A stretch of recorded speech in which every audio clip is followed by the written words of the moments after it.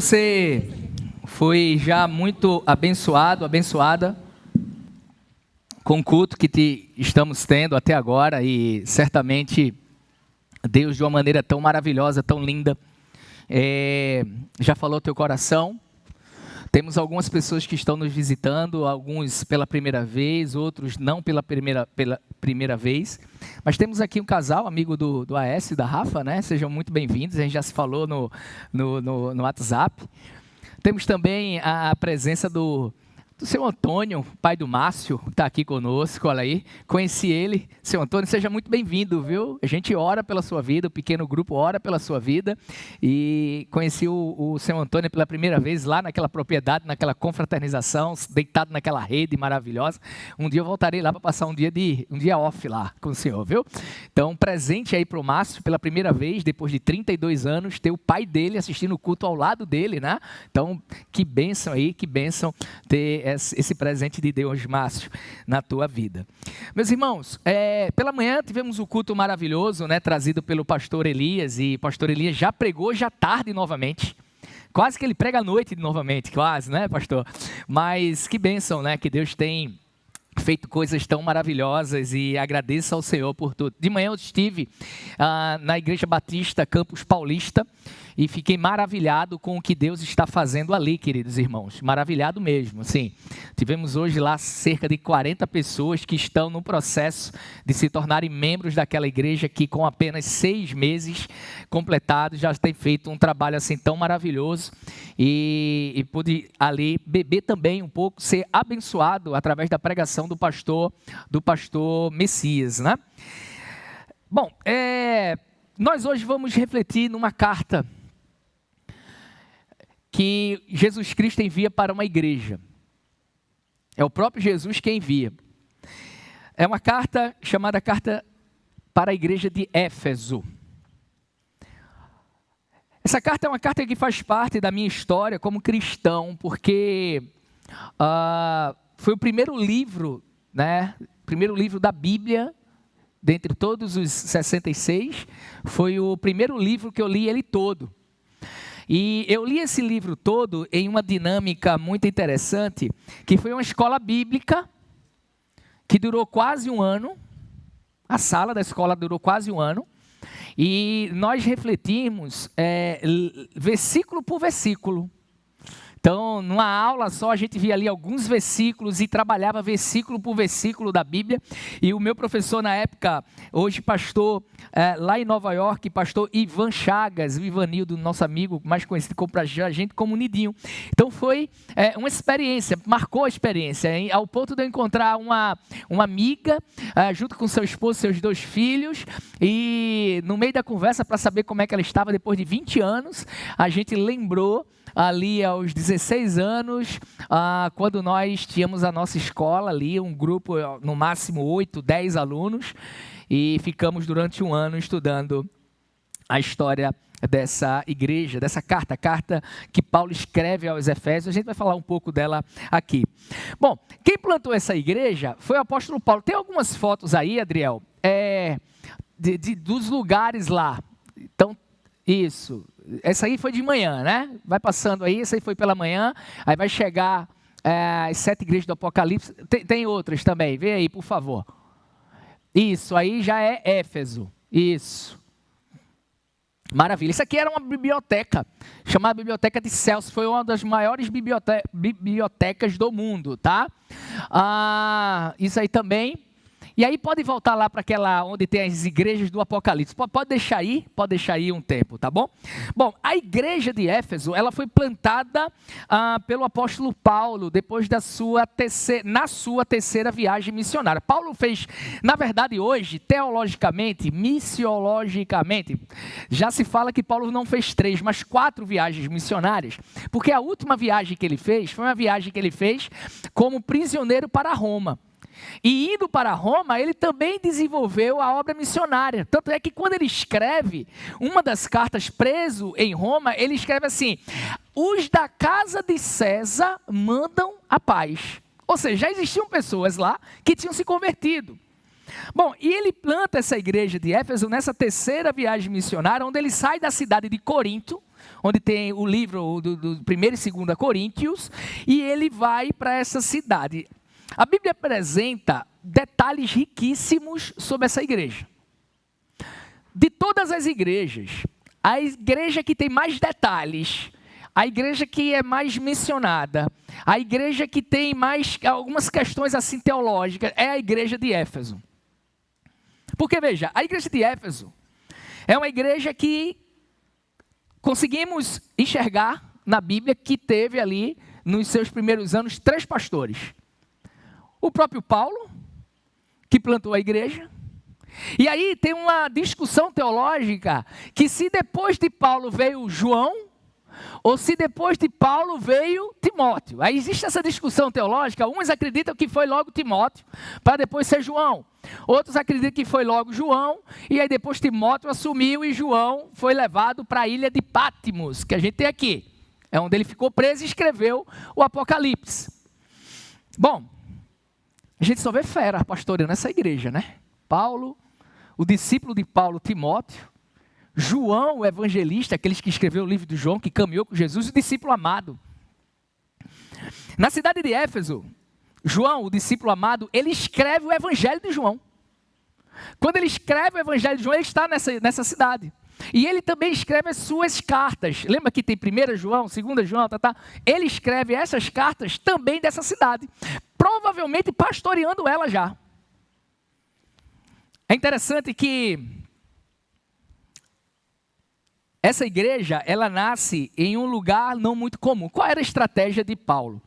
Paulo ia nas cidades, e como Paulo era judeu, ele tinha autoridade e ele tinha permissão de falar numa sinagoga. E como é que se dava o processo para falar numa sinagoga? Ele chegava e ele mostrava as suas credenciais. Tanto é que depois ele escreve dizendo assim: será que é preciso eu novamente escrever cartas, né, para vocês, para dizer quem eu sou? Por quê? Ele chegava numa sinagoga na hora que tinha lá o encontro e ele mostrava as credenciais. Dentre as credenciais ele começava a dizer: olha, eu sou judeu de judeu. Eu não sou judeu misto, que meu pai era judeu e minha mãe não. Ou seja, eu sou 100% judeu. Olha, eu sou da linha dos fariseus. E tal. Ele começava a falar. Só que tinha uma coisa que ele falava que já abria totalmente as portas para ele. Quando ele dizia que era discípulo de um homem chamado Gamaliel. Ele aprendeu aos pés de Gamaliel. Como é que acontecia? O jovem homem, ele ia estudando várias coisas da cultura judaica. E quando completava 14 anos, ele começava a ler determinados autores filosóficos e religiosos. E aí tinha alguns que ele se encaixava. Não tem aquele autor que você mais gosta de ler? Tem alguns que gostam de ler Hernando Dias Lopes, outros gostam de ler Max Lucado, outros gostam de ler um outro autor, não tem aquele autor? Então a pessoa se identificava e dizia assim: ao completar 16 anos, eu quero ir estudar com ele, aquele mestre. E a pessoa com 16 anos ia até o encontro do mestre para se tornar discípulo. Então, naquela época, quem escolhia o mestre era o discípulo. Foi isso que Paulo fez, ele escolheu Gamaliel. Ele começou a ler sobre Gamaliel, gostou de Gamaliel e começou a seguir Gamaliel. Quando nós começarmos aqui oficialmente, para toda a igreja em 2026, o nosso discipulado, nós teremos uma dinâmica diferente. Porque quando Jesus chega, quando Jesus vem, Jesus começa a ensinar uma forma diferente de escolhermos a pessoa com quem vamos caminhar. E aí você percebe que Jesus, que era o mestre dos mestres, foi ele que escolheu os 12. Diferente do que acontecia antigamente, que o mestre era escolhido pelos discípulos, mas foi o mestre agora que escolheu. E aí em João capítulo 15, Jesus diz assim: não foste vós que me escolhestes, mas foi eu que escolhi a vós para que vades e deis frutos e o vosso fruto permaneça. Porque o discipulado que Jesus nos ensina, quando ele vem, é que o mestre, ele ora, visualiza alguém, Deus mostra, ele vai lá e começa a discipular aquela pessoa. Bom, essa credencial de aprender aos pés de Gamaliel abriam as portas para Paulo em todas as sinagogas, porque Gamaliel, ele era também discípulo de um outro. E aí eu esqueci o nome, pastor Elias, depois... Iléu. Então, esse Léo era um cara que era referência. E ele ensinou a Gamaliel, que ensinou a Paulo. Então, onde Paulo chegava, ainda conhecido como Saulo, abria as portas das sinagogas. E aí ele começou a fazer isso em vários lugares. Só que em Éfeso, quando Paulo chega na principal sinagoga, já existia ali alguns crentes que em algum momento tinham se convertido, que ainda eram judeus, que ainda frequentavam a sinagoga, mas já tinham se convertido. Então Paulo, ele teve uma certa facilidade de entrar na sinagoga e começar a ensinar o Antigo Testamento. Lembre-se que nessa época não tinha o Novo Testamento ainda. Começava a ensinar, fazendo ligação com Jesus Cristo. E as pessoas começaram a se converter. Passaram-se alguns meses, proibiram Paulo de ir para a sinagoga. Porque eles não poderiam proibir, porque ele era judeu, mas proibiram dizendo que ele estava desvirtuando o povo. E aí, só que tem uma coisa, nos primeiros meses acontecia o que acontece com a gente na Igreja da Lagoa, aqui em Goiânia, em Paulista. E nos primeiros meses já tem alguns discípulos, já tinha algumas pessoas. E aí o que é que acontece? Paulo disse, vocês não querem que a gente se reúna aqui não, na sinagoga? Não tem problema. Paulo aluga uma escola, chamada Escola de Tirano. Essa escola, Paulo começa a se reunir com o povo lá, que ele tinha evangelizado na sinagoga e já tinha se convertido. E a palavra de Deus diz que em pouco tempo toda a região ouviu falar de Jesus Cristo. Que escola era essa? Eu falava isso de manhã lá no cinema. A Escola de Tirano tem duas possibilidades. A primeira possibilidade era que uma escola de medicina, porque naquela época, se a pessoa estudasse medicina, estudava medicina e filosofia. Se estudasse história, era história e filosofia. Arquitetura e filosofia. Sempre tinha filosofia. Hoje a gente faz teologia, tem filosofia. Vai estudar direito, tem filosofia. Administração, toque, filosofia, tem filosofia. Então naquela época era obrigatório. Então existia uma escola que provavelmente era de medicina, que tinha uma área lá, que era meio que um mini auditório, onde Paulo começou a se reunir. Só que existe também a possibilidade daquele lugar não ser uma escola de medicina, mas uma escola de artes. E aí, provavelmente, no mesmo lugar, se essa teoria estiver certa, no mesmo lugar onde Paulo reunia os seus discípulos para adorar, nascendo a igreja de Éfeso, naquela escola de Tirano, existia também questões culturais ali que não agradavam ao Senhor, mas Paulo entendia que a igreja somos nós e não é o espaço. É interessante ver essa questão muito linda dessa igreja que nasce nessa cidade. E ao todo, Paulo fica lá 3 anos. E ao ficar 3 anos ali naquela cidade, o maior tempo que Paulo ficava era 1 ano e 8 meses, 2 anos, como ficou em Antioquia. Mas ali Paulo fica um tempo a mais. Aquela cidade tinha cerca de 210 mil habitantes. 210 mil habitantes, para você ter uma ideia, o tamanho da população é como se fosse Boa Viagem em Biribeira. Se você somar Boa Viagem em Biribeira, vai dar mais ou menos 200 mil habitantes. Tá? Então, era mais ou menos essa, não a área, mas essa população. Era conhecido como o corredor do mundo, um lugar muito importante, onde existiam muitas pessoas que passavam. Ali existia uma das 7 maravilhas do mundo antigo, que era o templo de Diana, uma deusa que existia ali, a questão de idolatria. Éfeso era um lugar extremamente turístico, mas também era um lugar extremamente promíscuo. Era um lugar que existia muita idolatria e feitiçaria.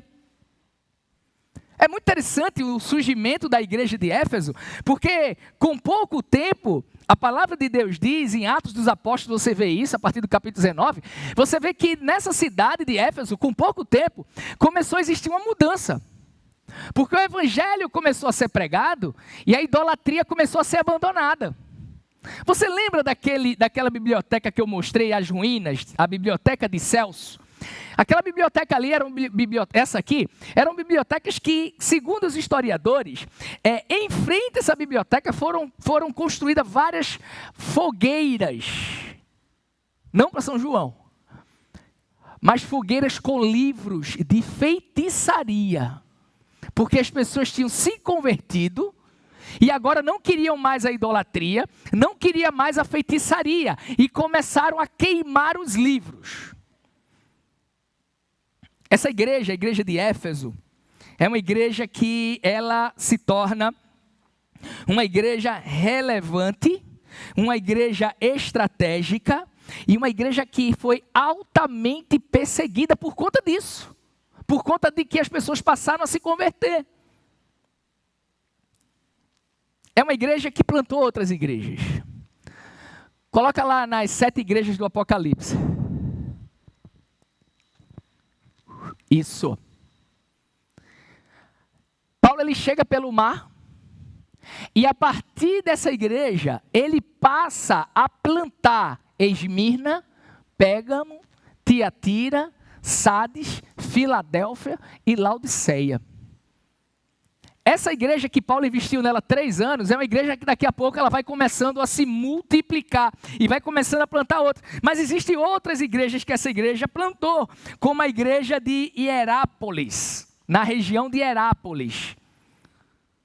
Essa igreja, lembra aquele livro na tua Bíblia, Colossenses? É um lugar chamado Colossos, que nesse lugar a igreja de Éfeso planta também essa igreja. E a igreja de Éfeso e Colossos, eles eram igrejas, e quando você vê isso, o livro de Efésios e Colossenses, são livros que se complementam, como irmãos que se complementam, como marido e mulher que se complementam. Por quê? Porque não existe nenhum livro no Novo Testamento, pastor Jeremias está de férias, mas veio orar. Está de férias, mas ora, né, irmão? Está tranquilo.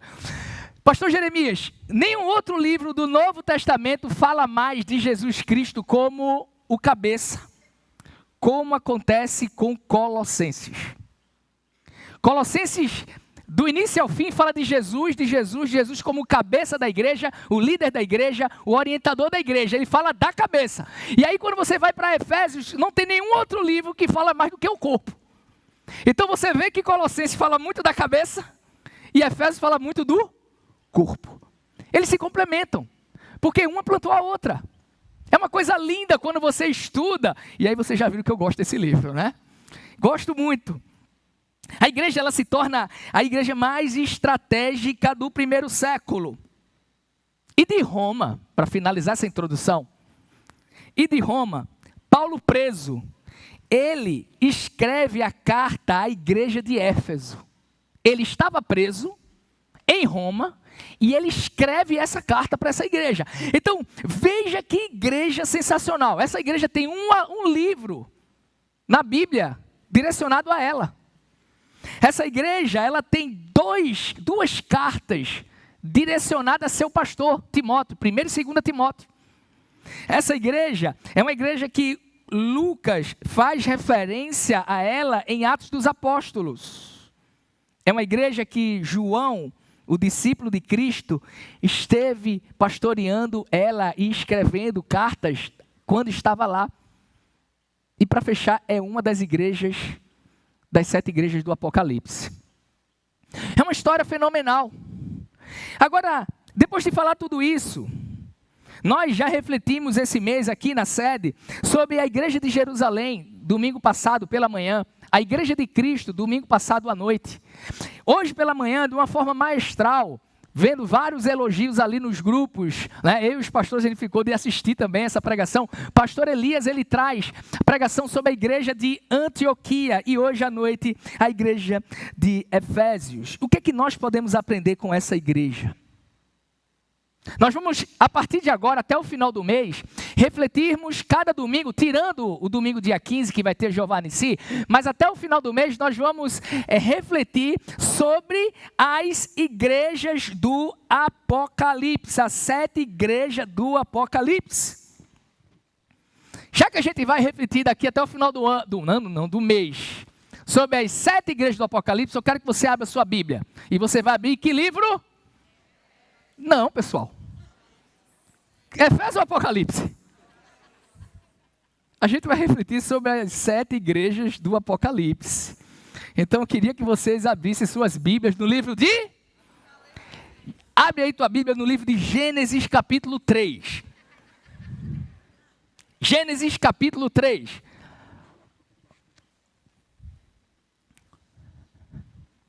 Vocês têm que confiar em mim. Entendeu? Como assim? Gênesis capítulo 3, a partir do versículo 22. Deixa a tua Bíblia aberta, porque depois a gente vai para Apocalipse. A gente vai dar um pulo aí até Apocalipse, mas não agora. Aquele que achou, diga amém. Diz assim a palavra do Senhor. Então disse o Senhor Deus: agora o homem se tornou como um de nós, conhecendo o bem e o mal. Não se deve, pois, permitir que ele também tome do fruto da árvore da vida e o coma, e viva para sempre. Versículo 23. Por isso o Senhor Deus o mandou embora do jardim do Éden, para cultivar o solo da terra do qual fora tirado. Depois de expulsar o homem, colocou a leste do jardim do Éden querubins e uma espada flamejante, que se movia, guardando o caminho para a árvore da vida. Queridos, esse texto é um texto que chama muita atenção. É o texto que está dentro de uma perícope, ou seja, de um pequeno texto que fala sobre a queda. E uma das consequências da queda foi a questão da morte. O que nós conseguimos enxergar aqui, entender teologicamente, mesmo que não seja tão aprofundado, não tenha tantos detalhes, é que em algum momento Deus cria o homem para que ele não morresse, mas o pecado veio e a consequência do pecado é a morte. Quando nós paramos para refletir um pouco em detalhes bíblicos sobre essa igreja, é a primeira igreja, a igreja de Éfeso, é a primeira igreja que talvez naquela relação de igrejas do Apocalipse, que provavelmente ela foi a primeira a ser plantada e começou a plantar outras igrejas. No início do texto, nós vamos ler agora, neste momento, a gente consegue perceber algumas coisas que faz ligação e só a Bíblia faz isso. Porque a Bíblia ela foi escrita por dezenas de autores, num tempo muito longo, e nós conseguimos fazer uma ligação teológica bíblica do primeiro livro, que foi escrito por uma pessoa que não conhecia a última, mas nós conseguimos fazer essa ligação de forma perfeita. Agora eu quero que você abra a Bíblia em Apocalipse, capítulo 2.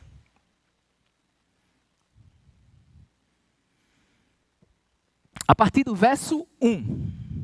Voltaremos para a árvore da vida ao final da pregação.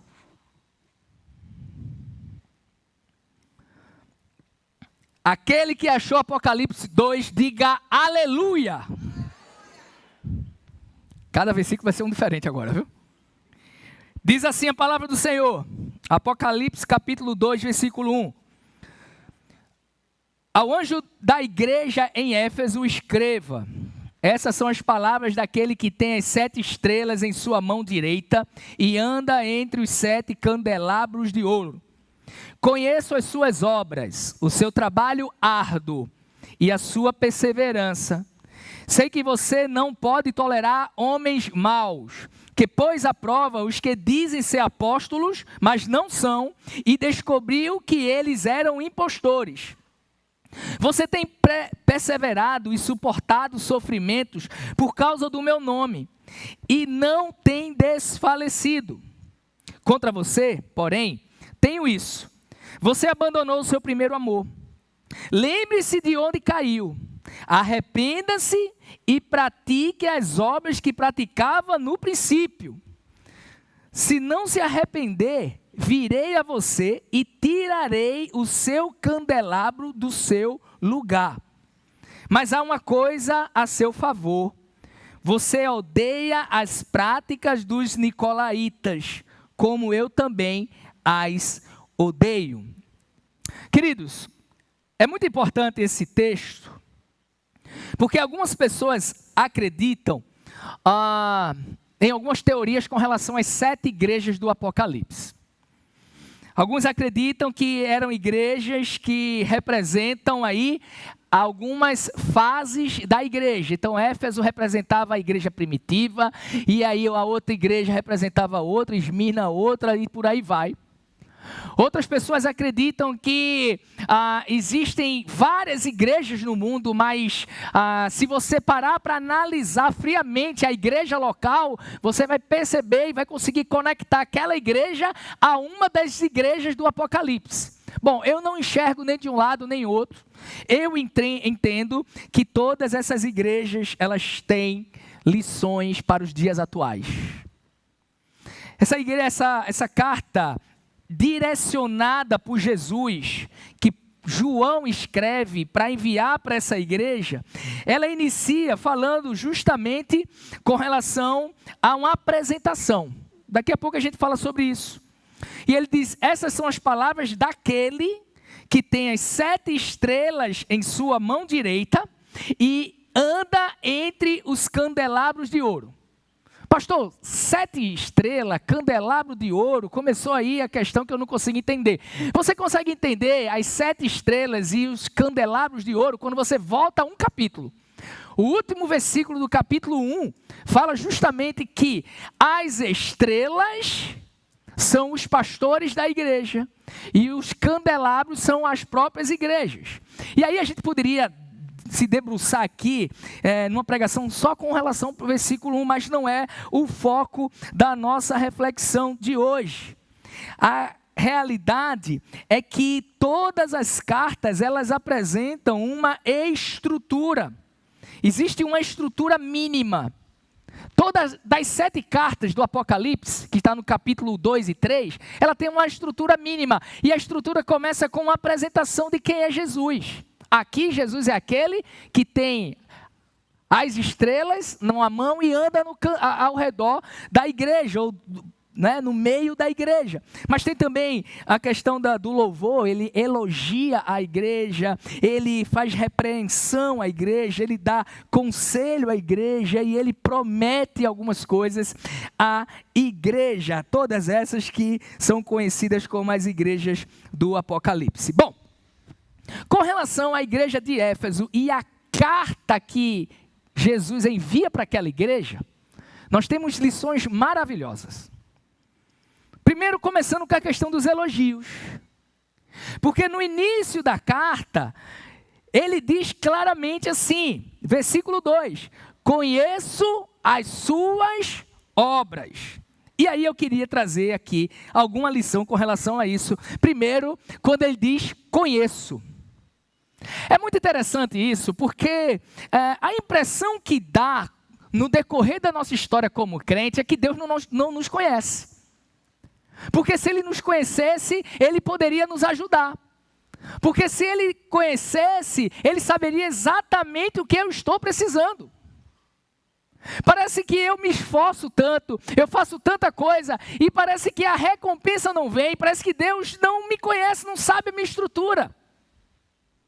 É interessante que nós temos que entender que o inimigo, ele quer que isso seja uma realidade na minha e na sua vida.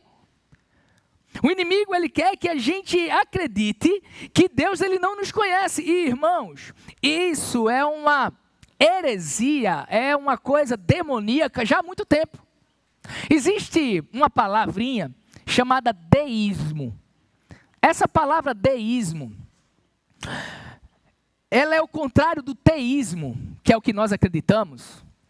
E o maior ensinamento do deísmo é o seguinte: você não tem aquele relógio que você dava corda? Quem aqui tem relógio de corda, que tem que dar corda? Levanta a mão. Elias eu sabia que tinha. Mas algumas pessoas têm relógio de corda? Relógio de corda, né? Dá corda ali e o bicho começa a funcionar. O deísmo, quem acredita nisso, acredita que Deus existe.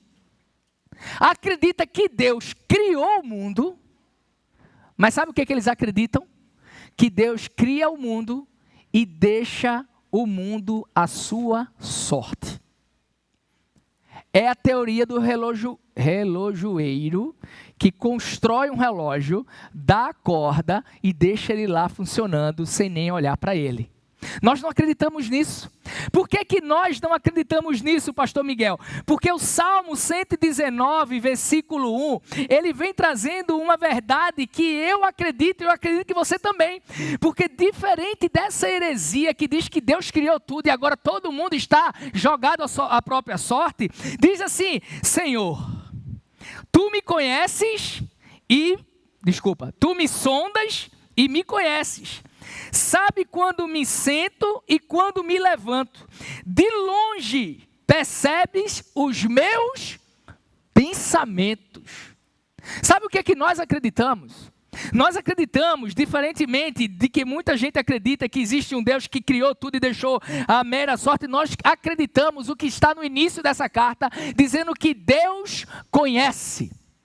Deus conhece teu coração, Deus conhece teus anseios, Deus conhece tuas lutas, Deus conhece tuas aflições, Deus conhece teus pecados, Deus conhece tudo aquilo que mexe com você. Deus conhece e Ele começa se apresentando dessa forma: conheço. Você acha que sua esposa te conhece? Ou você acha que você conhece seu esposo ou conhece sua esposa? Não. Quem conhece é Deus. É Ele que sabe a realidade de quem nós somos.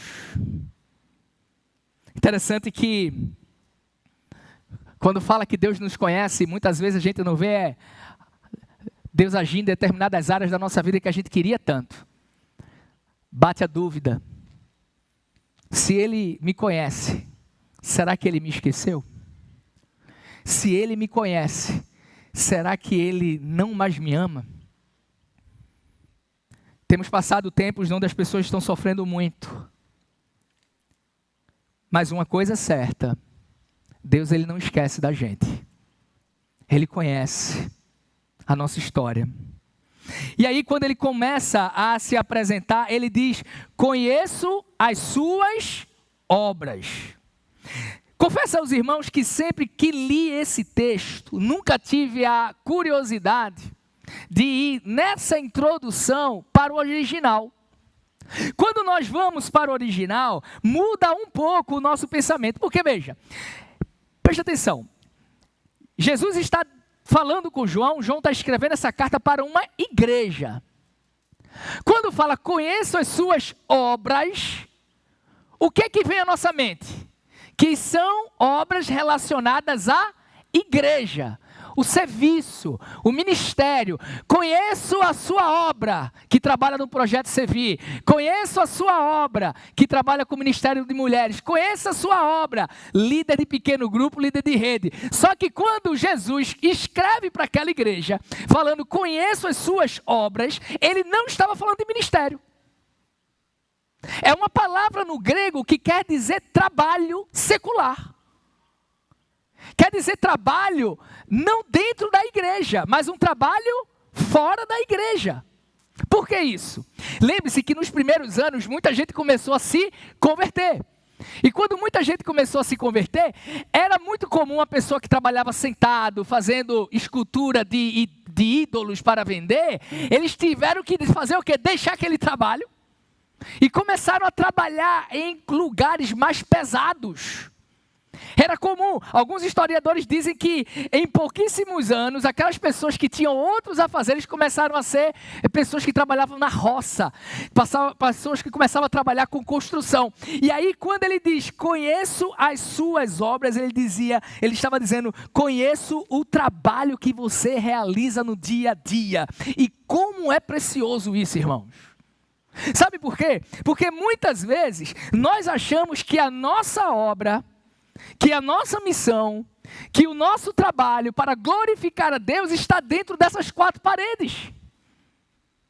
Que está dentro da casa onde vai ter um pequeno grupo. Que está ali na praça quando nós vamos servir no ministério ali no Sevi. E não. É entender que quando Deus nos constitui para trabalhar nesta obra, independentemente de estar aqui na igreja no domingo ou no sábado, ou estar na tua profissão, na tua faculdade, na tua família na segunda-feira, é a obra que Deus conhece.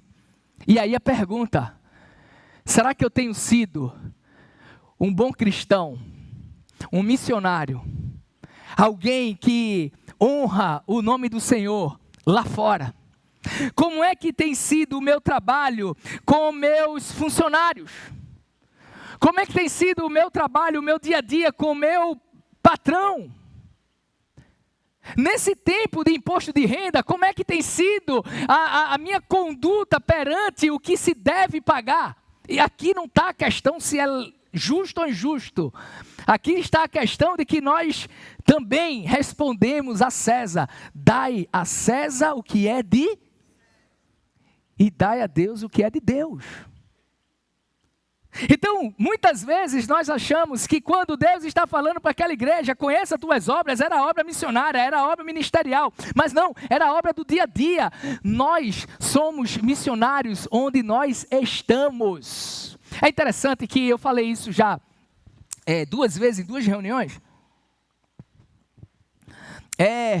Me dá meu celular aí só para mostrar como é que eu fiz. Eu visitei nesse período de férias algumas famílias.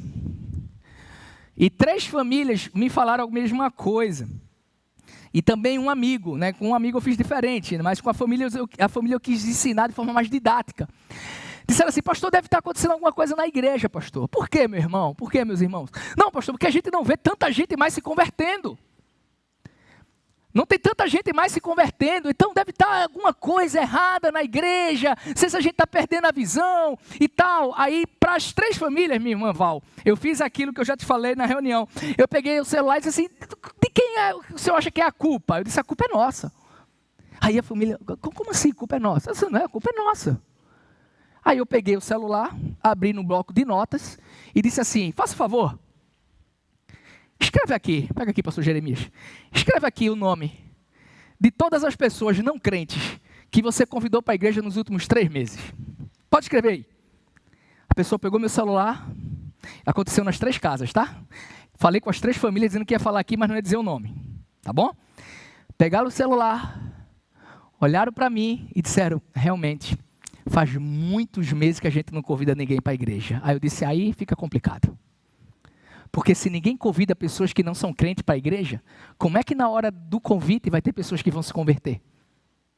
Como é que vão ter pessoas que vão vir à frente para entregar a vida ao Senhor Jesus, se nós não estamos convidando pessoas? Aqui deve ter mais ou menos 700 pessoas presentes, pastor Messias. Se aqui todo mundo for crente, não precisa nem fazer apelo. Você concorda comigo? Todo mundo é crente, está todo mundo com o nome no livro da vida. Por isso que ano passado, Arthur, eu percebendo que o número de pessoas que estavam vindo à igreja eram bem mais, pessoas crentes do que não crentes, porque eu recebo o contato de todo mundo, eu recebia, e aí eu fiquei assustado quando no mês, durante 3 domingos seguidos, chegou o contato de todos os visitantes, mais de 60 visitantes em 3 domingos, e nesses 60 convidados, nenhum não crente. Só irmão crente da Assembleia, da Presbiteriana, da Batista, não sei de quê, nenhum crente. Eu disse: não, vamos fazer o cartão-alvo de oração, vamos estar orando por 1.000 pessoas, 5.000 pessoas agora. E aí qual foi o resultado? Domingo passado, quantas pessoas se converteram aqui e lá em Goiânia? 8 pessoas entregaram a vida ao nosso Senhor Jesus Cristo. Porque vocês, nós igreja, estamos convidando pessoas. Então o nosso trabalho, quando Deus diz assim: eu vejo a obra que você tem realizado, não é só aqui dentro. É a obra lá fora, a qual eu passo a evangelizar, a qual eu passo a testemunhar, a qual eu passo a trazer as pessoas que não conhecem Jesus Cristo, porque nós conhecemos, nós acreditamos, e aí tem algumas pessoas que não são crentes aqui, nós acreditamos não é numa religião. Nós acreditamos não é numa filosofia. Sabe o que é que nós acreditamos? Nós acreditamos em uma pessoa. Amém, igreja? E essa pessoa, ela veio ao mundo há 2.000 anos, ela viveu aqui, sofreu aqui, ensinou, iniciou as igrejas, ela é crucificada, ela é ressuscitada e ela está sentada à direita do Pai. E nós acreditamos que ela está voltando. Nós acreditamos que Jesus está voltando, irmãos. Conheça as suas obras. E ele diz, não só as obras, ele continua o texto e ele diz, o seu trabalho árduo. Quando você vai no original, o seu trabalho árduo, ele também é escrito, ou ele é traduzido como grande esforço. Então ele estava falando aqui que existia uma obra sendo feita lá fora, e essa obra não era qualquer obra, era uma obra de grande esforço. Será que não é assim? Será que para você ser sal e luz no seu trabalho, não precisa de esforço? Será que para você ser sal e luz na sua família, irmãos, pense numa situação grave, é você evangelizar a família. Eu não sei o que é que acontece, parece que toda família do mundo tem algum nível de problema, de batalha, de guerra. Não sei o que é isso não, irmãos. Irmãos, não precisa ficar olhando para o céu não, tem gente olhando, fazendo assim, calma. Eu não estou falando da sua família, estou falando de todas as famílias. É uma guerra. E você ser sal e luz, você fica no meio de uma batalha muitas vezes, que você conhece Cristo, aí você tem uma turma brigando lá de cá, outra turma brigando lá de cá, e aí fica aqui, e fica lá, e briga aqui, e briga lá, e amanhã morre. E fica tudo. E fica tudo. E acabou. Porque a morte chegará para todos. E muitas vezes a gente passa anos brigando, e é um esforço para ser sal e luz, dentro de casa, na faculdade, no trabalho. Além do esforço, ele diz, eu também contemplo não só as suas obras, o seu trabalho árduo, mas a sua perseverança. Por que eles perseveraram? Porque os irmãos, lá da cidade de Éfeso, começaram a ser perseguidos. Eles começaram a se reunir na escola de Tirano, eles pararam de adorar o Deus, existia até o culto ao imperador, né, pastor Messias? Eu não vi essa parte, o pastor Messias falou hoje de manhã lá, aprendi muito na pregação do pastor Messias sobre a igreja de Éfeso também. Existia até a adoração ao culto ao imperador, e se você não adorasse o imperador, você começava a ser perseguido. E mesmo sendo perseguido, eles suportavam as provas, e não ficavam pelo caminho. Interessante que quando Paulo, ele escreve a Timóteo na segunda carta, e a gente agora sabe que Timóteo foi um dos pastores dessa igreja de Éfeso, Paulo ele pega e ele escreve para Timóteo dizendo assim, um versículo que todos nós conhecemos. Ele diz assim nesse versículo, 2 Timóteo capítulo 4, combati o bom combate, terminei a carreira, e o quê? Guardei a fé. Ele escreve aquilo para aquele pastor daquela igreja, porque Timóteo estava passando uma grande perseguição. A igreja estava passando uma grande perseguição, e ele diz isso, olha, eu também já passei por isso, mas agora minha vida está chegando ao fim. Essa aqui é a última carta de Paulo, Paulo não escreve mais nada depois daqui. E ele diz, olha, combati o bom combate, terminei a corrida ou a carreira, mas eu guardei a fé. Ainda nos elogios para aquela igreja, Deus elogia dizendo que aquela igreja colocava à prova os apóstolos, os que se diziam apóstolos, mas não eram. E aí existem duas questões interessantes. Primeiro, é que os irmãos ali de Éfeso, eles não conheciam os 12, alguns já tinham morrido, mas não conheciam. E o que se dá a entender é que, e aí vamos lá, alguns se apresentavam e diziam assim, eu sou Mateus.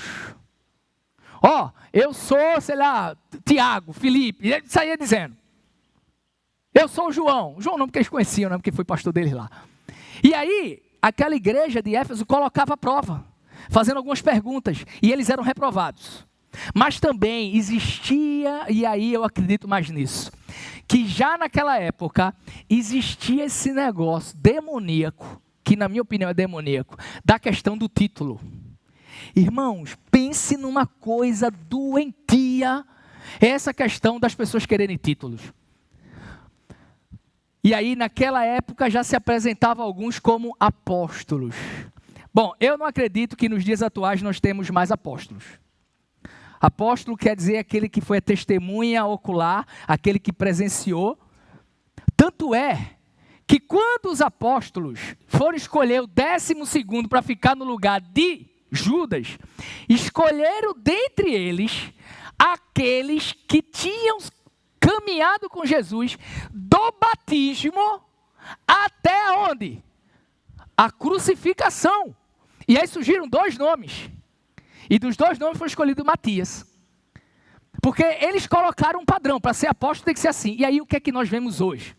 Nós vemos hoje uma luta muito grande por questões de título. Não é? E a gente falou aqui a semana passada sobre o título de pastora. Então, é um título, irmãos. Um PR na frente. Que se você não tiver vida no altar, não vai adiantar de nada. Que se você não cuidar de ovelhas, não vai adiantar de nada. Então eu conheço mulheres, e eu estou batendo, não sei por que eu estou batendo tanto nessa tecla. Eu acho que por isso que eu falei hoje, tem alguma pastora aí, Marivaldo? Eu. Mas sabe o que é, irmãos? É que Deus tem presenteado a nossa igreja com mulheres que são verdadeiras pastoras. Que cuidam, que zelam, que oram, que visitam, que vão no hospital quando a pessoa está doente. Que lê as cartas das adolescentes. Você vai me dizer que o que a nossa irmã Val faz já há tanto tempo com as adolescentes não é um trabalho pastoral? Lógico que é. Agora, muitas vezes nós ficamos presos ao PR na frente.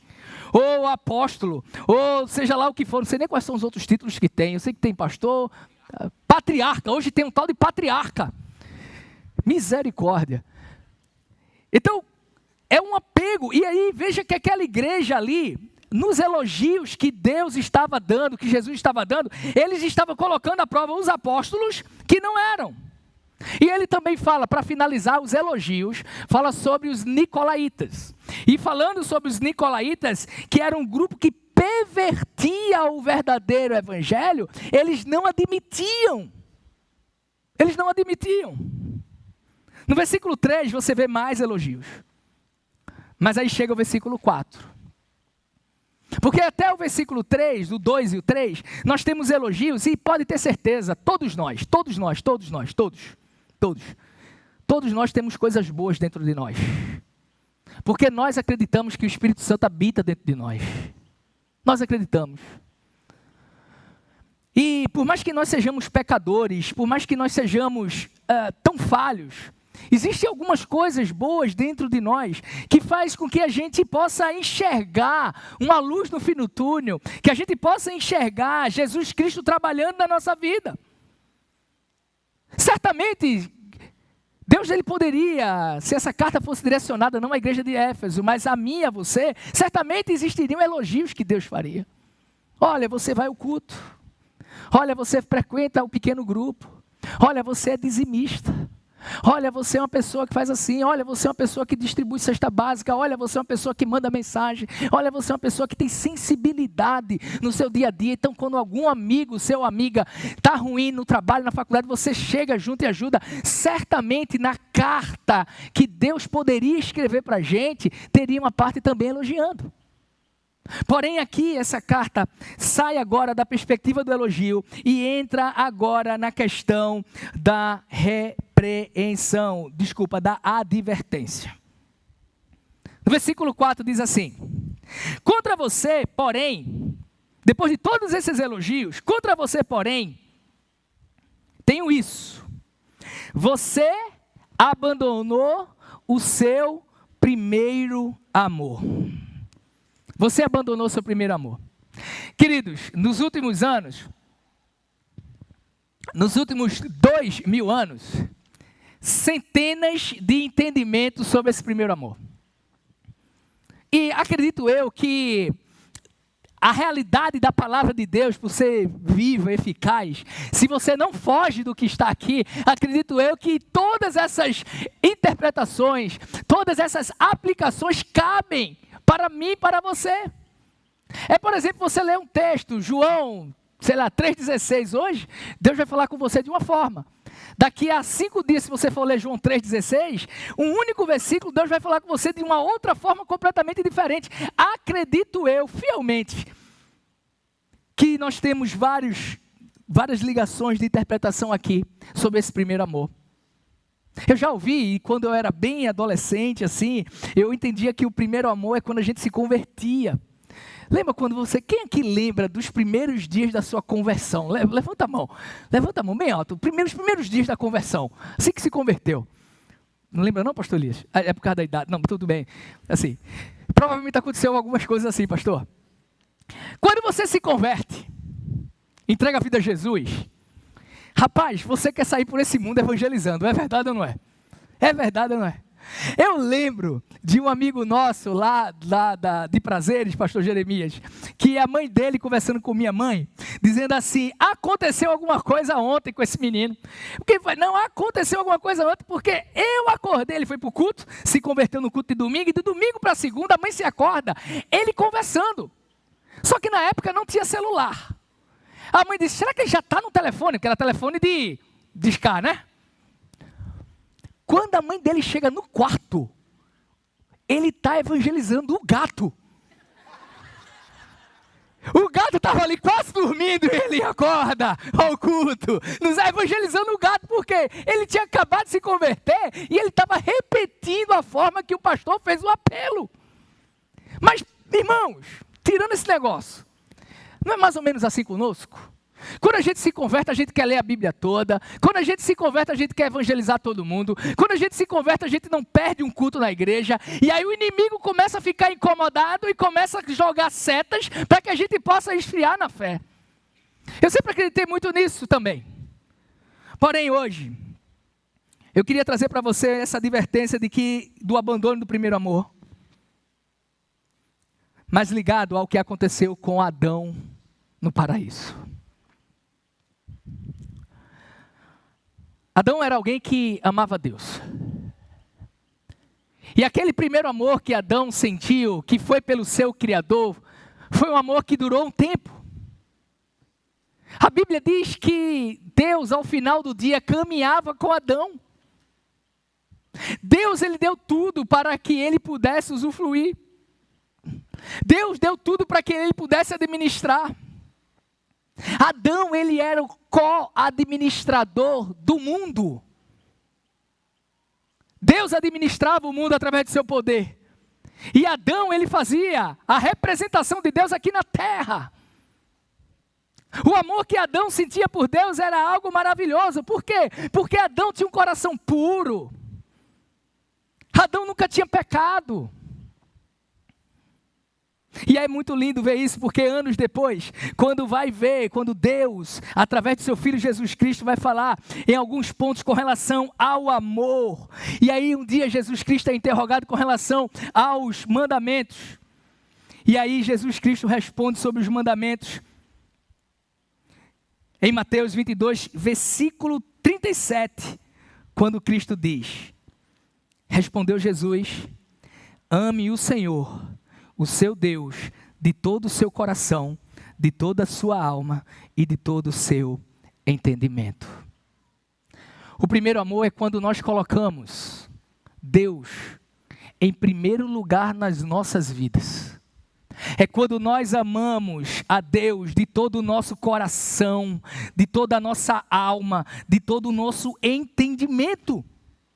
E infelizmente isso acontece com todos nós. No decorrer das nossas vidas a gente se perde. E a gente, quando se perde, a gente não tem como se perder e não perder o primeiro amor. A gente não tem como perder o caminho onde Deus está nos guiando e a gente continuar mesmo assim com o primeiro amor. Quando a gente se perde, quando a gente perde o alvo, quando a gente perde a fé, quando a gente perde o primeiro amor. Mas aí, a coisa maravilhosa do Evangelho é que no versículo 5 ele diz assim, lembre-se de onde caiu. Quando Deus ele fala ali com aquela igreja, ele diz assim, olha, você perdeu o primeiro amor, você perdeu. Aquilo que você fazia antes, aquele amor que você tinha antes, você não tem mais, você perdeu. Mas antes dele dizer assim, volta, ele diz, lembra-te. Você faz uma ligação desse texto com o filho pródigo. Você percebe o filho pródigo aqui? Porque o filho pródigo foi isso, ele perdeu o primeiro amor. O amor que ele tinha na sua casa, a família nuclear, o amor do seu pai. Ele perde, ele vai embora. E aí no processo de restauração, não é um passe de mágica, porque Deus poderia fazer, não poderia? Deus pode não fazer alguma coisa, irmãos? Deus pode fazer tudo, não pode? Tudo. Então Deus poderia chegar assim, não, está restaurado. Pô, está restaurado, o cara já está bom. Porém, nesse processo de restauração tem alguns passos que são importantes demais. Porque se a gente não passa pelos processos da restauração, quando é lá na frente a gente cai de novo, porque com passe de mágica Deus vai me restaurar. Mas quando a gente passa pelo processo da restauração, que tem algumas fases, e a primeira fase, que é aquilo que Deus apresenta, lembra-te, a lembrança, algo consciente. Todos nós sabemos onde caímos, todos nós sabemos como começou a queda, todos nós sabemos exatamente o dia, o momento, ou com quem deixei de andar, onde fiquei vulnerável, onde eu caí. Todos nós sabemos. E aí o que Deus Ele quer aqui, Ele não quer aqui passar na sua cara, porque nós somos especialistas quando alguém fere a gente, de passar na cara, né? A gente é especialista nisso. Alguém nos fere, fez alguma coisa contra nós, aí a pessoa chega, irmão Manuel, olha, eu queria pedir desculpa aí para você, eu magoei você, não foi minha intenção, tudinho. Ao invés de você como ser humano, que é isso, está perdoado, eu nem lembrava mais, olha, Deus te abençoe, estou aqui, estou na próxima. O que é que a gente faz muitas vezes? Né? Até que demorou. Ah não, agora que veio falar comigo, olha, porque eu te avisei que você ia fazer isso, e começa, aí passa na cara tudo, para depois perdoar. Deus não fez isso com aquela igreja. Ele disse, você me abandonou, você abandonou o primeiro amor. Apenas lembra onde foi que caiu. Por quê? Para você não cair de novo. Não é lembra onde você caiu porque você não presta. Não é lembra onde você caiu porque você não tem salvação. É lembra onde você caiu para que você não caia mais. É como se tivesse um buraco aqui. Digamos que a gente tem um buraco aqui, que a gente vai fazer um batistério. Ok? Aí um dia eu pregando, eu fui e caí. E aí eu vou pregar no outro domingo. Eu tenho que lembrar que tem um buraco ali, não tenho? Até o irmão Manuel fechar? Não é? Porque senão, se eu não lembrar, o que é que vai acontecer de novo, irmãos? O que é que vai acontecer? Eu vou cair. Então lembra para que você não cometa de novo. E depois de lembrar, arrepende-se. E aí é maravilhoso. Porque é algo que nos tira do lugar. Se aquele filho pródigo tivesse lembrado, mas não tivesse se arrependido, ele não teria voltado. O orgulho faria com que ele estivesse lá. Sabe o que é que o orgulho faz com a gente? Nos deixa na lama. O pecado nos joga na lama. E o orgulho, que também é um pecado, faz com que a gente fique lá. Lembra onde caiu, mas espera aí, arrepende-se, se arrependa. E aí depois ele continua, e em uma versão que eu peguei bem mais antiga, diz, volte. Na nossa versão diz, e pratique as obras que praticava no início, ou seja, me amar. É fantástico isso. Somente o evangelho pode fazer isso. Você abandonou o primeiro amor, você deixou de me amar. Você lembra onde caiu? Quando cair, se arrepende e faz o seguinte, volta às coisas que fazia, ou seja, volta a me amar. Não precisa penitência, não precisa se cortar, não precisa se humilhar, a não ser na presença dele. Mas faz só uma coisa, volta a me amar. Esse é o evangelho do amor, e eu achei fantástico hoje de manhã, e maravilhoso, escutar uma pregação sobre Efésios, com o pastor Messias, onde eu vou pregar sobre Efésios à noite. Maravilhoso como terminou a pregação falando sobre o amor. E aí ele diz isso claramente, olha, você caiu, mas existe um processo da restauração. Queridos, quantos de nós não precisamos de um processo de restauração? Esse processo de restauração muitas vezes é doloroso, muitas vezes é penoso. Eu queria já convidar o louvor aqui. É um processo que o resultado final desse processo de restauração, de saber onde caiu, de se arrepender, de voltar às coisas que fazia antes, é um processo que não é para destruição, mas é um processo para renovação. É um processo para comunhão. Esse é o processo da restauração, e isso aconteceu na vida de todos os homens. Porque depois que Jesus Cristo, através de João, escrevendo aquela carta, dá seus elogios, traz as advertências, ele poderia parar por aí. Por quê? Preste atenção, irmãos. Aquela igreja estava perdendo a comunhão. Eles não estavam mais amando o Pai como amavam antes. Mas mesmo depois de trazer essa reflexão para eles, Deus teve a capacidade. Falar que Deus teve a capacidade não se encaixa teologicamente, porque Ele é capaz de tudo. Mas Deus teve tão grande amor, que mesmo aquela igreja tendo abandonado Ele, o amor a Ele, tudo focado para Ele, Ele ainda faz uma promessa para aquela igreja, irmãos. Qual é o Deus que faz isso com a gente? Qual é o Deus que faz isso? Onde a gente abandona Ele, abandona o primeiro amor, e Ele diz assim: olha, apenas lembra, se arrepende e volta a me amar. Sabe por quê? Porque eu tenho algo para você. Deus, Ele tem algo para mim e para a sua vida, independentemente da nossa trajetória até aqui. Ele diz, já no final do texto, ele diz assim: ao vencedor, versículo 7, ao vencedor.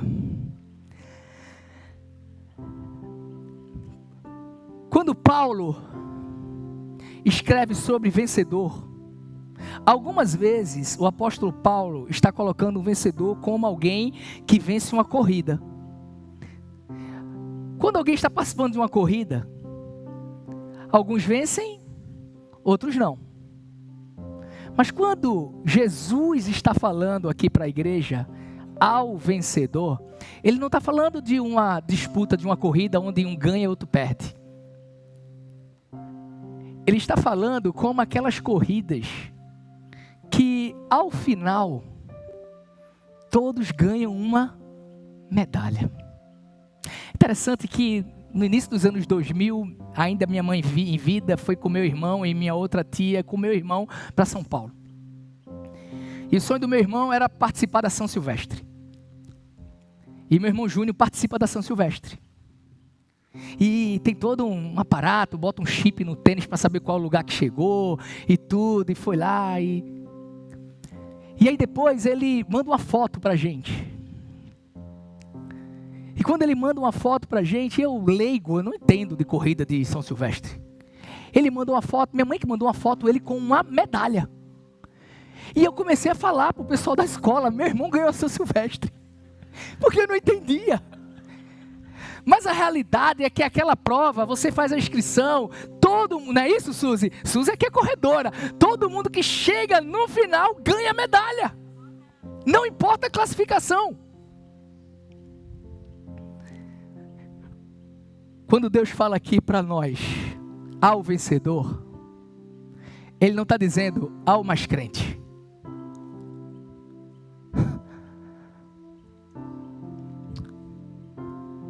Ele não está dizendo aqui ao mais santo. Ele não está dizendo aqui ao inculpável.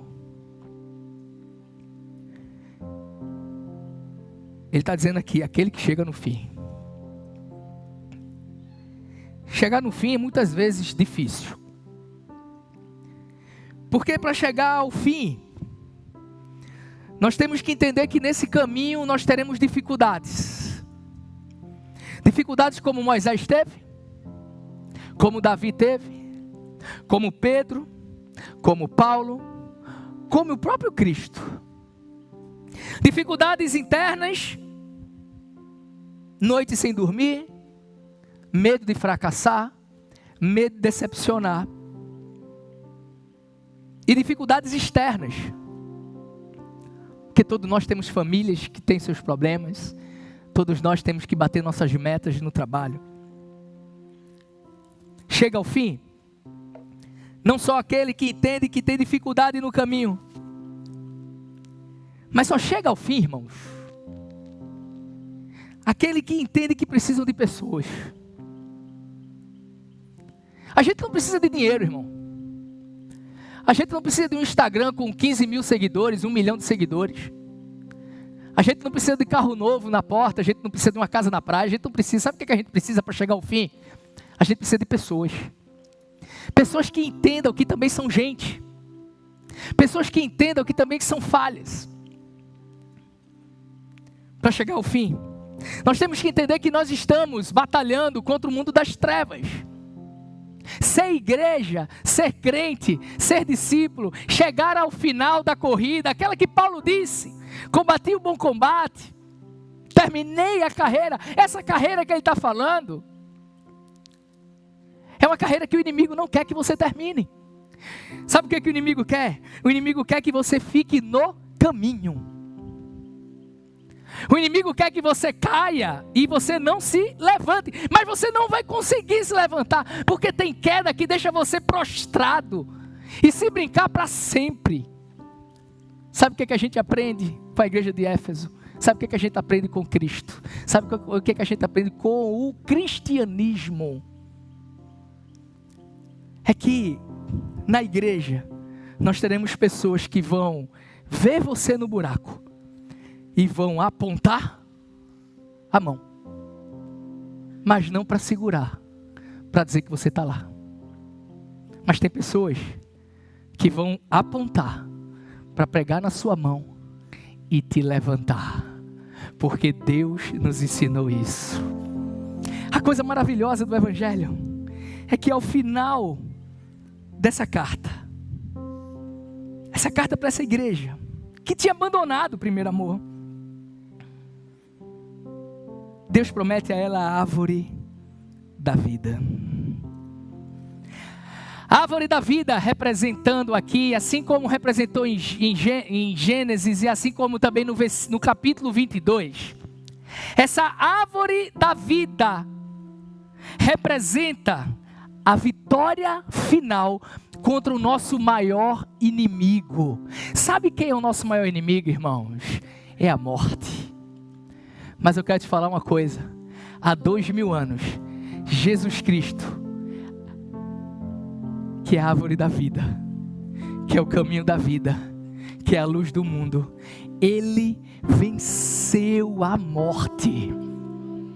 Ele traz uma realidade diferente, porque a árvore da vida representa a vida eterna, a esperança na vida eterna. Irmãos, em 43 dias, 43.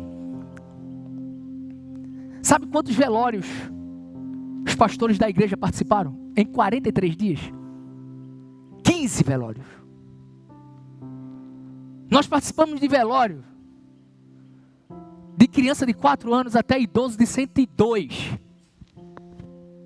De pessoas que começaram conosco e que no último aniversário da igreja estava sentada aqui nessa cadeira, tirando uma foto comigo, a gente presenteou ela.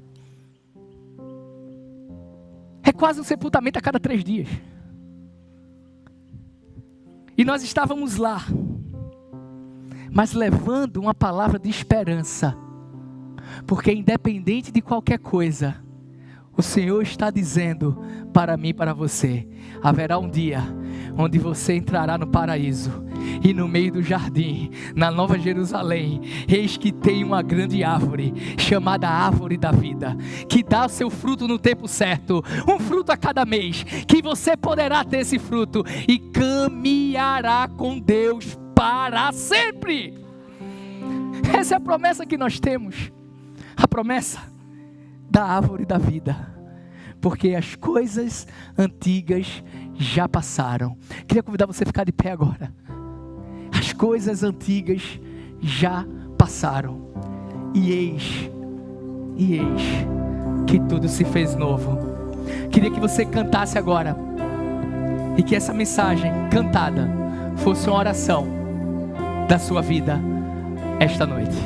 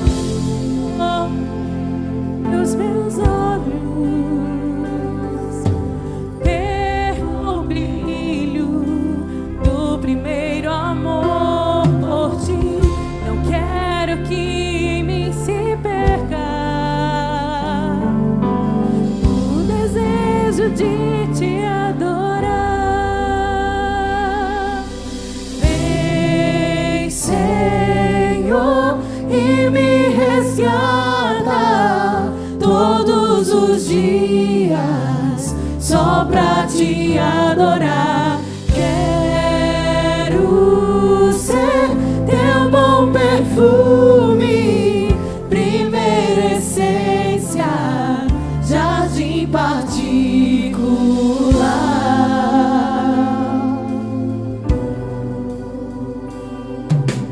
Eu sou no meu jardim, tranquei a porta, abri meu coração, reguei minhas raízes com minhas lágrimas, gotas de adoração. Senhor, não quero que os seus olhos percam o brilho do primeiro amor por ti. Não quero que me se perca o desejo de te adorar. Vem, Senhor, e me resgata todos os dias só pra te adorar. Quero ser teu bom perfume, primeira essência, jardim particular. Te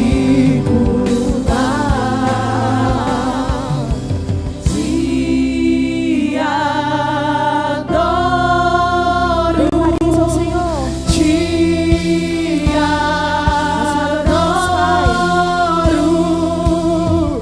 Vem sobre mim, Senhor, vem sobre mim, Senhor, vem sobre mim, Senhor. Te adoro, te adoro. Vem sobre mim, Senhor, vem sobre mim, Senhor, vem sobre mim, Senhor.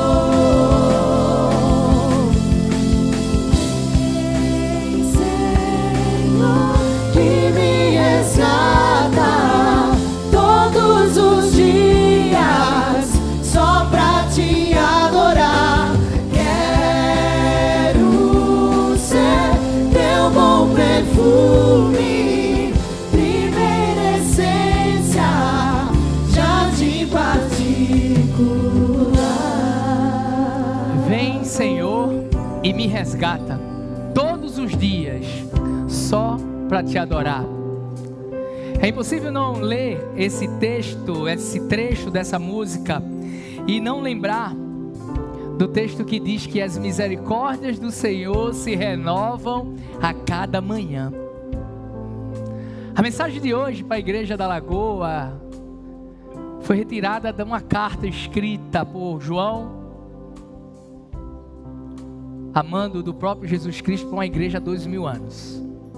Mas percebe como para a gente essa carta é tão atual, é tão viva? Porque muitos de nós estamos vivendo algumas coisas que aquela igreja estava vivendo. E Deus tem chamado a gente para isso, para caminhar com Ele, para estar com Ele, para amar Ele sobre todas as coisas. Tem chamado a gente justamente para isso, para a gente se esforçar no nosso trabalho, no dia a dia, para a gente ser exemplo lá fora, para que a gente possa trazer as pessoas e conhecer essa pessoa que nós amamos, chamada Jesus Cristo. É uma pessoa que mudou a nossa vida. E Deus quer falar muito mais com você. Queria pedir que toda a igreja se colocasse em oração nesse momento. A mensagem mais eficaz para o crente é aquela que o crente entende que é para ela e não para o outro, para o coração dela, para a vida dela e não para o outro. Certamente esta noite Deus falou grandemente ao coração de todos nós.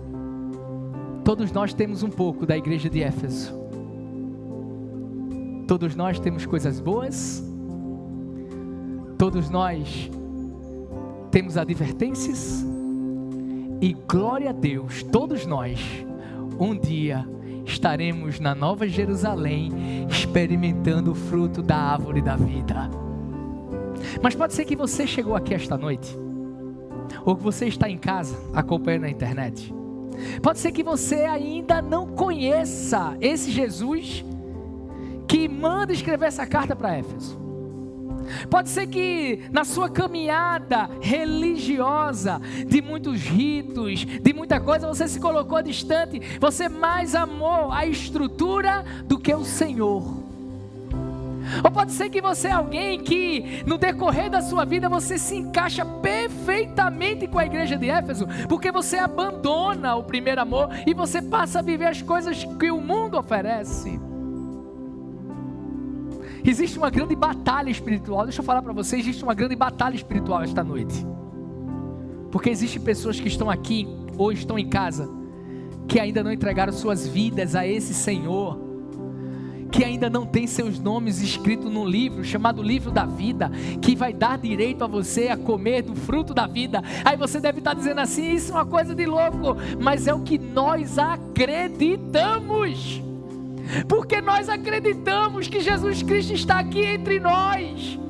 Acreditamos que Ele está aqui caminhando no meio da igreja. Nós acreditamos que o Espírito Santo dele está aqui. Eu não sei se aqui entre nós tem alguém que quer mudar a vida.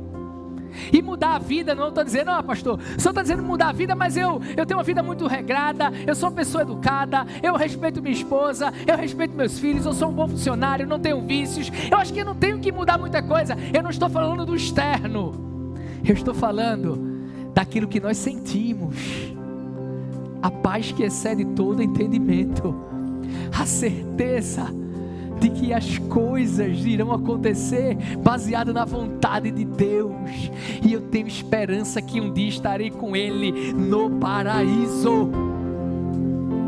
Se você quer ter essa certeza, não sei, mas se aqui existe alguém que quer entregar a vida a Jesus, eu queria que você, de uma forma muito simples, não tem ninguém olhando para você, é só você e Deus agora, e minha voz entrando aí nos seus ouvidos.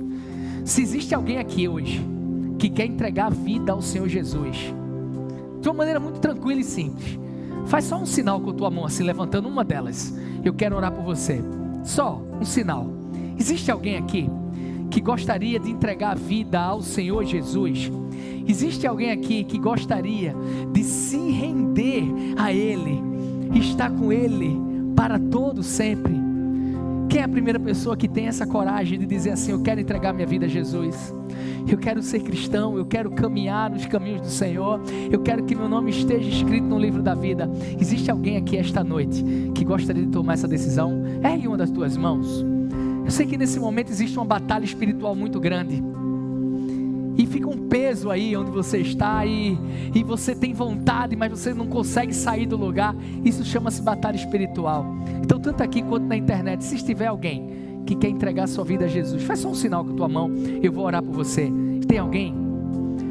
O segundo convite é para você que está afastado dos caminhos do Senhor e quer voltar aos caminhos do Senhor.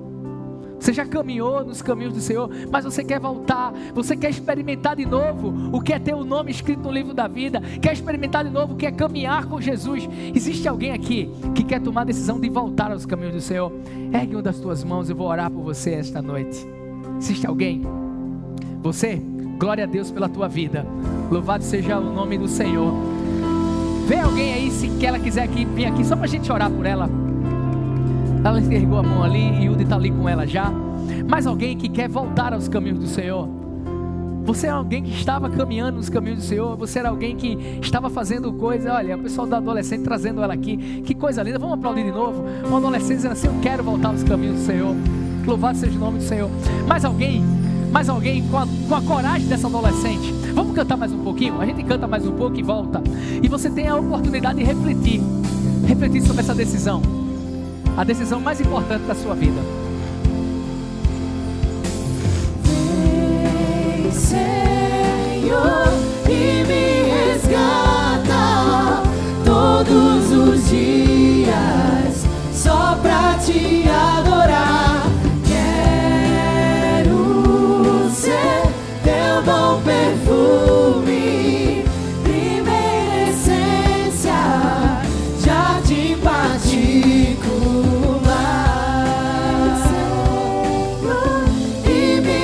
Você tem a oportunidade de sair de onde você está e vir aqui à frente para a gente orar por você.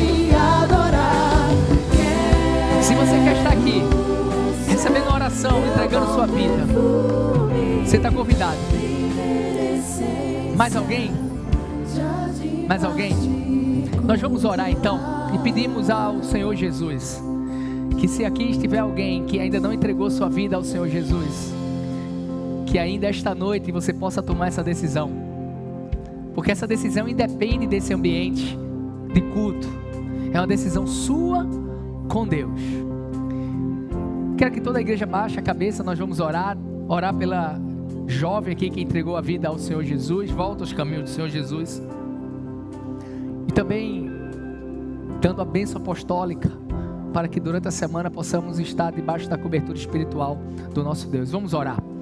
Ergue tuas mãos aqui para essa jovem.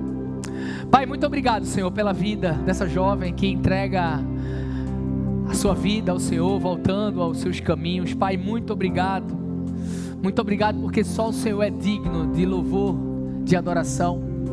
E a tua palavra diz que há festas nos céus quando o pecador se arrepende. E louvado seja o nome do Senhor, porque tem mais um nome sendo escrito no livro da vida, mais uma pessoa que vai poder experimentar o fruto da árvore da vida. E mais uma vez o mundo das trevas foi envergonhado, porque o teu poder novamente venceu o mundo das trevas. Pai, muito obrigado por esse culto. Cada pessoa que nos visitou, cada pessoa que teve a oportunidade, tanto aqui quanto em casa, de ouvir a tua palavra, ouvir as tuas instruções, meditarmos, ó Deus, naquilo que vem diretamente do trono, e que o amor de Deus, o nosso eterno Pai, que a graça salvadora do seu Filho Jesus Cristo e que as doces consolações do seu Santo Espírito seja derramado no povo de Deus espalhado no mundo inteiro, e em particular nessa amada igreja, hoje e para todo sempre. Semana. Senhor, que me resgata todos os dias, só pra te adorar. Quero ser teu bom perfume, primeira essência, jardim particular.